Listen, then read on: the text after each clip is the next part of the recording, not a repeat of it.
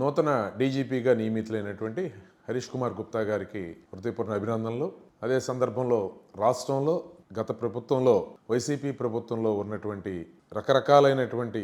ఉన్మాద చర్యలు, ప్రత్యేకించి శాంతి భద్రతలకు జరిగినటువంటి విఘాతం, అంతేకాకుండా మాదక ద్రవ్యాలు, గంజాయి లాంటి వాటి యొక్క విస్తారంగా గ్రామాల్లో మారుమూల ప్రాంతాల్లో కూడా దొరికి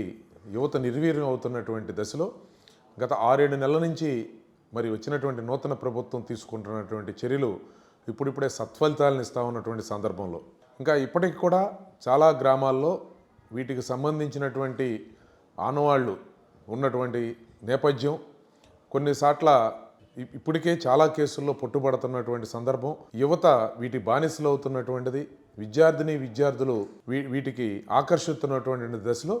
నూతన డీజీపీగా బాధ్యతలు స్వీకరించినటువంటి హరీష్ కుమార్ గుప్తా గారు వీటి మీద కూడా ప్రత్యేకంగా దృష్టి సారించవలసినటువంటి అవసరం ఉంది అనేది కూడా అందరూ భావిస్తూ ఉన్నారు. ఎందుకంటే శాంతి భద్రతలను కట్టడి చేయాలి, ఖచ్చితంగా రాష్ట్రంలో కావాల్సినటువంటి ప్రశాంత వాతావరణాన్ని తీసుకురావాలి అంటే రాజకీయ పరంగా ఏర్పడేటువంటి అవరోధాలు ఒక పక్క అయితే, ఈ విధమైనటువంటి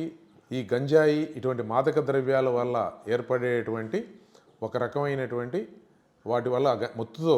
బానిసలవుతున్నటువంటి యువత నిర్వీర్యం అవుతున్నటువంటి దశలో ఇది చాలా ఇబ్బందికరంగా రాష్ట్రానికి పరిగణించే అవకాశం ఉంది. కాబట్టి ఖచ్చితంగా దీని మీద కఠినమైనటువంటి చర్యలు తీసుకోవాలని చెప్పి కూడా కోరుతా ఉన్నాం.